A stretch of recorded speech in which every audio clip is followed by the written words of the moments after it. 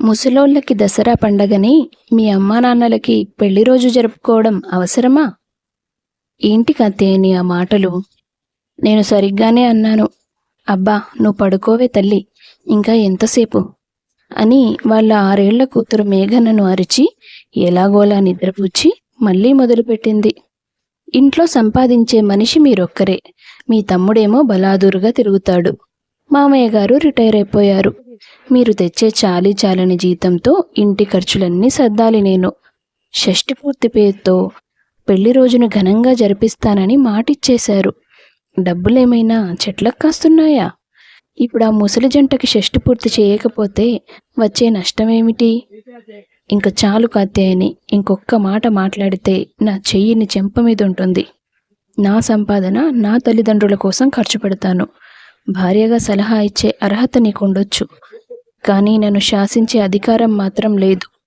పిచ్చి పిచ్చి మాటలు మాట్లాడకుండా రేపు తెల్లవారడంతోనే ఏర్పాట్లు మొదలుపెట్టు అని భార్యను హెచ్చరించి ఆమె మీద కోపంతో మంచం పక్కనే నేలపై చాపాదిండు వేసుకుని నిద్రపోయాడు శేఖర్. మారు మాట్లాడే అవకాశం కూడా భర్త తనకి ఇవ్వనందుకు ఉక్రోషంతో మనసులోనే అతన్ని తిట్టుకుంటూ ఏ అర్ధరాత్రికో నిద్రపోయింది కాత్యాయని.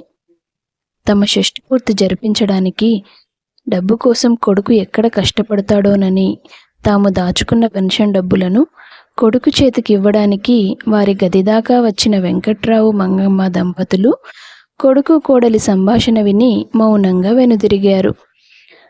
కోడలి కోపంలో కూడా న్యాయం ఉంది మంగ. శేఖర్ ఒక్కడు సంపాదిస్తుంటే ఇంటిల్లి పాది కూర్చొని తింటున్నాం. వాడు తీసుకొచ్చే జీతంతోనే అన్ని వస్తువులు కొనాలి, పండగలు పబ్బాలు చేసుకోవాలి. మీరు మాట్లాడినవన్నీ సత్యాలే, కానీ వాడి ఇబ్బందిని మనం అర్థం చేసుకోగలం కాబట్టే కదా మన పెళ్లి రోజు జరిపించాలన్న వాడి ఆశ తీర్చడానికి, వాడికి సాయం చేయడానికి వెళ్ళాం. దానికి ముందే కోడలు మనల్ని అంతలా తక్కువ చేసి మాట్లాడడం నా మనసుకు చాలా బాధ కలిగిస్తుందండి. తను మనల్ని ముసలి జంట అని సంబోధించడం మనసుకు చాలా కష్టంగా ఉంది. తీసుకోలేకపోతున్నాను. పోనీ వాళ్ళకి భారంగా ఉండకుండా ఎటైనా వెళ్ళిపోదామన్నా ఎక్కడికని వెళ్తాం, ఎలా బ్రతుకుతాం? నిజంగానే అలాంటి పరిస్థితే వస్తే నిన్ను చూసుకోవడానికి నీ భర్త బ్రతికే ఉన్నాడు మంగా. నువ్వేం దిగులు పడకు. ఇంటి కోడలు చేత కన్నీళ్లు పెట్టించి మనం సంబరాలు జరుపుకోవడం దేనికి? కాత్యాయని ఇష్ట ప్రకారమే రేపటి కార్యక్రమం ఆగిపోతుంది. కానీ ఎలాగండి? శేఖర్ పట్టుబట్టి కూర్చున్నాడు కదా. నేను చెప్తాను, నువ్వు వెళ్ళి 4 రోజులకి సరిపోయేలా మన ఇద్దరి బట్టలు సర్దు. అలాగేనండి. ఆ మర్నాడు కోడి కూతతోనే శేఖర్ గది తలుపు తట్టాడు వెంకట్రావు. ఏంటి నాన్న, ఇంత ఉదయాన్నే ఎక్కడికో బయలుదేరినట్టున్నారు? గుడికెళ్తున్నారా? నువ్వేమీ అనుకోకురా పెద్దోడా. మీ అమ్మకి ఈ మధ్య మతిమరుపు ఎక్కువైంది. ఈసారి మా పెళ్లి రోజుకి అన్నవరం వెళ్ళి ఆ స్వామివారిని దర్శనం చేసుకుంటానని మొక్కుకుందట. నిన్న నువ్వు మా షష్ఠి పూర్తి జరిపిస్తానన్నప్పుడు తనకు ఆ విషయం గుర్తే రాలేదు. రాత్రి ఉన్నట్టుండి నిద్రలో లేచి, అయ్యో నేను మర్చిపోయానండి, రేపు తెల్లవారే మనం అన్నవరం వెళ్ళాలి అని చెప్పింది నాతో. అయ్యో ఏంటమ్మా ఇది? నేనెంతో ఆశగా మీకోసం ఏర్పాట్లు చేస్తుంటే మీరెక్కడికో వెళ్తానంటారేంటి? తప్పు పెద్దోడా, అలా అనకూడదు. ఒకసారి దైవ దర్శనానికి వస్తానని మొక్కిన తర్వాత అనుకున్న టైంకి తప్పకుండా వెళ్ళాలి. దేవుడికి మాటిచ్చి తప్పుతారా ఏంటి ఎవరైనా? అయినా ఈరోజు మాకెంతో ప్రత్యేకమైనది. ఆ దైవ సన్నిధిలో గడిపితే మా మనసుకు చాలా ప్రశాంతంగా ఉంటుంది.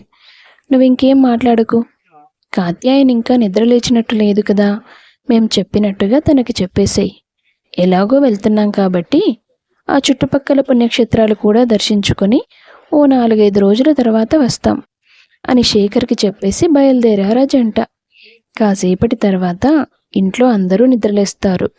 మేఘన పరిగెత్తుకుంటూ వెంకట్రావు గదికి వెళ్ళి, తాతయ్య తాతయ్య, నానమ్మ అంటూ పిలుస్తుంది. ఏమైంది మేఘన అంటూ తన దగ్గరికి వచ్చాడు శేఖర్. తాతయ్య నానమ్మ గదిలో లేరేంటి? ఓ అదా, వాళ్ళు అన్నవరం వెళ్ళారమ్మా. అవునా? అందరికంటే ముందు నేనే శుభాకాంక్షలు చెప్పాలని పరిగెత్తుకుంటూ వచ్చాను. తాతయ్య నన్ను డిసప్పాయింట్ చేసేశాడు అని ఉసూరుమంటూ లోపలికి వెళ్ళిపోయింది మేఘన. గుమ్మం దగ్గరే నిలబడి తండ్రి కూతుర్ల మాటలు విన్న కాత్యాయని, హమ్మయ్య, పీడా పోయింది, పోయిన వాళ్ళు పోయినట్టు అటే ఉంటే ఇంకా బాగుంటుంది అనుకుంది మనసులో. పెళ్లి రోజనే ఉత్సాహంగాని సంతోషంగాని మనసులో లేకుండా ముందు రోజు జరిగిన సంఘటనను గుర్తు చేసుకుంటూ బాధపడుతూ ప్రయాణం చేశారు వెంకట్రావు, అతని భార్య. 4 రోజులు గడుస్తాయి. దైవ దర్శనాలు పూర్తి చేసుకొని వారు తిరిగి ఇంటికి వస్తారు. ఇంట్లో అడుగు పెట్టేసరికి ఇల్లంతా బంధువులతో నిండిపోయి కోలాహలంగా ఉంది. కాత్యాయని వాళ్ళ అమ్మగారు లక్ష్మమ్మ వెంకట్రావు మంగమ్మలను చూసి ఎదురొచ్చి, నమస్తే అన్నయ్య గారు, నమస్తే వదిన గారు, ప్రయాణం బాగా సాగిందా అంటూ పలకరిస్తుంది. కాత్యాయని వాళ్ళ అన్నా వదినలు కూడా వారిని పలకరిస్తారు. అంతా కుశలమే, మీరంతా ఎప్పుడొచ్చారు అని ప్రశ్నించింది మంగమ్మ. 2 రోజులైంది వదిన గారు. కాత్యాయని ఫోన్ చేసి మీ అందరితో పాటు ఒక 4 రోజులు ఉండాలనుందమ్మా అంటే తననే మా ఇంటికి రమ్మన్నాం. కానీ మీరు ఊర్లో లేరు. అల్లుడు గారికి సమయానికి వంట చేసి పెట్టడానికి ఎవరూ ఉండరని, ఎలాగో రేపు మేఘన పుట్టినరోజు ఉంది కదా, అది అయ్యే వరకు ఇక్కడే ఉండమని మమ్మల్ని అందరినీ పిలిచింది. సంతోషం చెల్లెమ్మ, ప్రయాణం చేసి బాగా అలసిపోయాం, కాస్త విశ్రాంతి తీసుకుంటాం అంటూ వెంకట్రావు తమ గది వైపు కదులుతాడు. ఆ తర్వాత కాత్యాయని, మీ అత్తయ్య మామయ్య ఎండన పడొచ్చారు కదా, నువ్వు ఎదురొచ్చి పలకరించను కూడా లేదు. కనీసం చల్లగా మంచినీళ్ళైనా ఇచ్చి మాట్లాడించిరా వెళ్ళు అంది లక్ష్మమ్మ కూతురితో. ఏం అక్కర్లేదులే, దాహం వేస్తే వాళ్లే వంటగదిలోకి వచ్చి తాగుతారు. ఏంటే నీకంత నిర్లక్ష్యం పెద్దవాళ్ళంటే? నేనేమైనా ఇంట్లో ఖాళీగా కూర్చుంటున్నానా అమ్మా? ఇంటెడు చాకిరంతా నేనే కదా చేస్తున్నాను. నా భర్తేమో సంపాదించి వీళ్ళని పోషిస్తూ ఉంటాడు, నేనేమో ఇంట్లో ఖాళీగా ఉండే జనాలందరికీ చాకిరీ చేస్తూ ఉంటాను. అంతా నా కర్మ.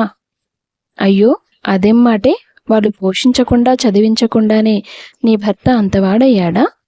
ఈ వయసులో వాళ్ళని మీరు కాకపోతే ఎవరు చూసుకుంటారు?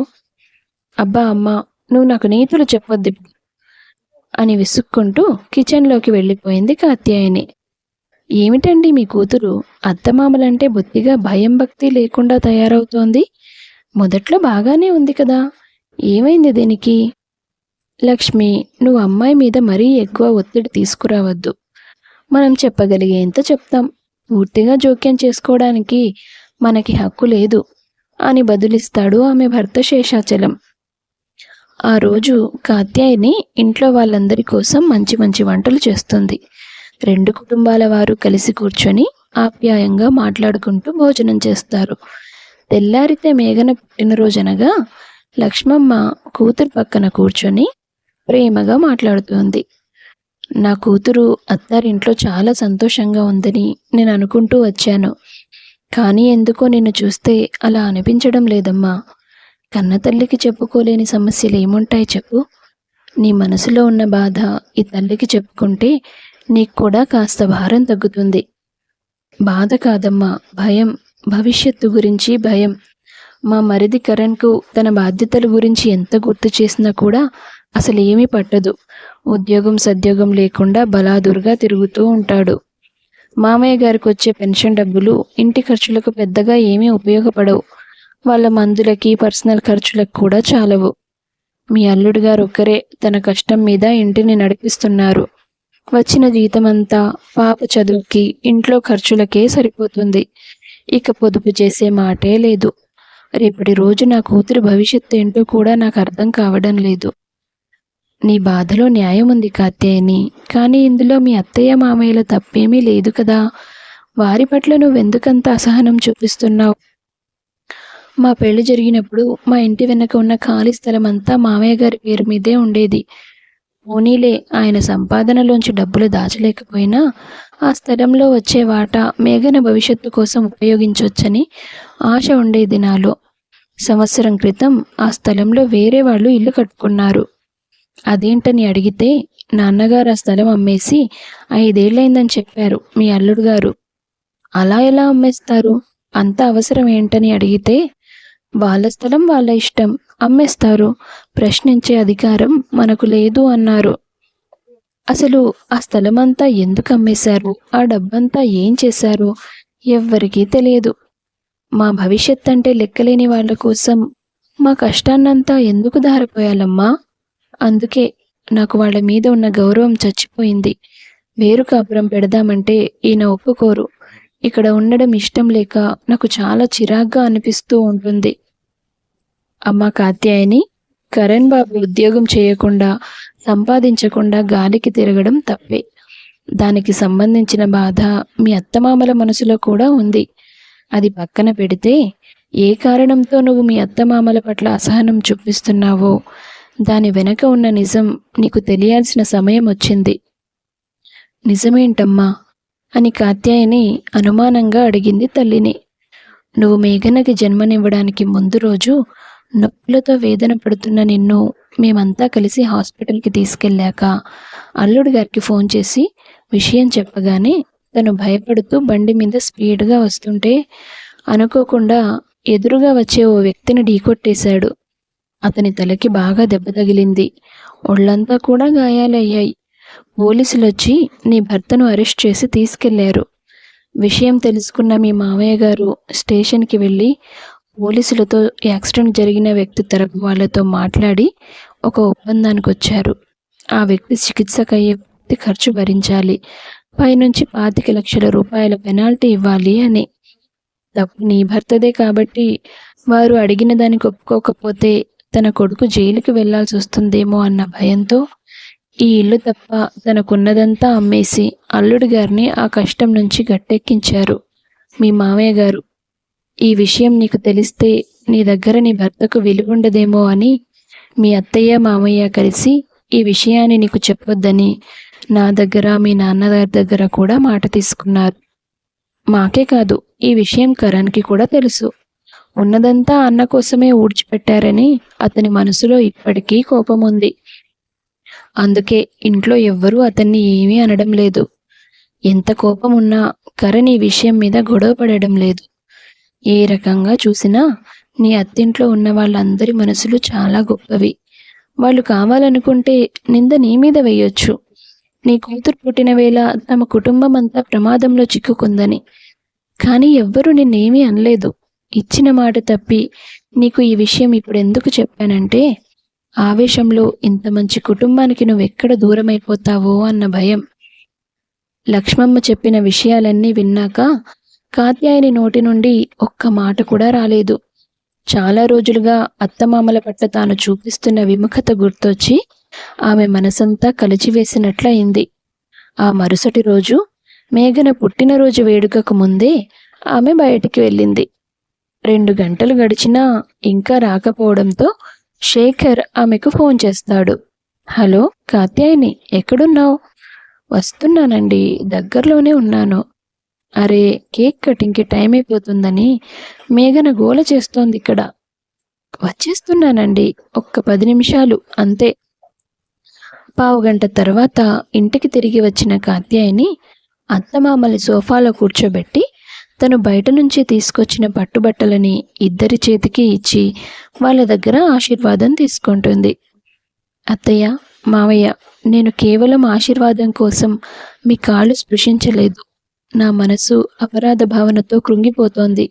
అందుకే మనస్ఫూర్తిగా మిమ్మల్ని క్షమాపణలు కోరుతున్నాను అంటూ వాళ్ళ కాళ్ళపై పడుతుంది. కాత్యాయని, ఏంటమ్మా నువ్వు చేస్తున్న పని? మమ్మల్ని క్షమాపణ కోరడం ఎందుకు? నేను మిమ్మల్ని ఎంతగా ఇబ్బంది పెడుతున్నానో నాకు తెలుసు, మీకు తెలుసు. మిమ్మల్ని నేను స్వార్థపరులు అనుకున్నాను. కానీ జీవితమంతా కష్టపడి సంపాదించిందంతా మీరు మా కోసమే ధారపోసారనే విషయం తెలుసుకోలేకపోయినా నా అజ్ఞానానికి నన్ను మన్నించండి. పాప పుట్టినప్పుడు ఆయన ఒక యాక్సిడెంట్ కేసులో ఇరుక్కున్న విషయం గురించి మా అమ్మ నాకు పూర్తిగా చెప్పింది. ఇవన్నీ తెలియక కళ్ళు మూసుకుపోయి ప్రవర్తించిన నన్ను మీరు శిక్షించినా తప్పులేదు. కాత్యాయని మాటలు విన్న తర్వాత వెంకట్రావు మంగమ్మల మనసుకి ఊరట కలుగుతుంది. ఇన్నాళ్ల కోడలి అసహనానికి కారణమేంటో కూడా వారికి అర్థమవుతుంది. మంగమ్మ మాట్లాడుతూ, ఏదైతేనేం మన మధ్య ఉన్న అపార్థాలన్నీ తొలగిపోయాయి. స్వతహాగా నీకు మా మీద ఎలాంటి కోపం ఉండదని మాకు కూడా తెలుసు. కానీ కారణం ఇదే అయి ఉంటుందని మేము ఊహించలేకపోయాం. ఇప్పుడు అన్ని సమస్యలు తీరినట్టే కదా, ఇకపై అందరం సంతోషంగా ఉందాం. లేదత్తయ్య, ఇంకొక సమస్య ఉంది. కరణ్, ఇలా రా. నీ ఫ్రెండ్ కొత్తగా స్టార్ట్ చేసిన బిజినెస్లో పార్ట్నర్షిప్ తీసుకోవాలని నువ్వు అనుకున్నావంట కదా. నిన్న రాత్రి మీ ఫ్రెండ్స్కి ఫోన్ చేస్తే నాకు ఆ విషయం తెలిసింది. అందుకే నా నగలమ్మేసి ఆ డబ్బుతో తన బిజినెస్లో నీకు పార్ట్నర్షిప్ ఇమ్మని మీ ఫ్రెండ్ని రిక్వెస్ట్ చేశాను. అతను కూడా ఒప్పుకున్నాడు. ఇదిగో మీ ఇద్దరి పార్ట్నర్షిప్ని ఖరారు చేస్తూ అతను రాసిచ్చిన అగ్రిమెంట్ అంటూ తన మరిది చేతిలో పెడుతుంది. చాలా థ్యాంక్స్ వదిన, నువ్వు నా గురించి ఇంతగా ఆలోచిస్తావని నేను అనుకోలేదు. ఇన్ని రోజులుగా మిమ్మల్ని అపార్థం చేసుకుంటూ వచ్చాను. నన్ను క్షమించండి అంటూ బాధపడ్డాడు కరణ్. ఎవరూ ఎవరిని క్షమించుకోవాల్సిన పని లేదు. ఇంట్లో ఉన్న సమస్యలు, అపార్థాలు అన్నీ ఒక్క రోజులోనే దూరం చేసేసింది నా భార్య. నిజం తెలిస్తే నువ్వెలా రియాక్ట్ అవుతావో అని భయపడ్డాను, కానీ ఈరోజు నువ్వు చేసిన పనికి నీ భర్తగా చాలా గర్వపడుతున్నాను అని శేఖర్ చెప్పడంతో కాత్యాయని కూడా చాలా సంతోషిస్తోంది. మేఘన పుట్టినరోజును అందరూ కలిసి ఎంతో ఆనందంగా జరుపుకుంటారు. ఆ తర్వాత ఒక ఆదర్శ కుటుంబంగా అంతా కలిసిమెలిసి ఉంటారు. ఇదండి ఇవాల్టి కథ. నచ్చితే లైక్ చేయండి, తప్పకుండా ఛానల్ సబ్స్క్రైబ్ చేయండి.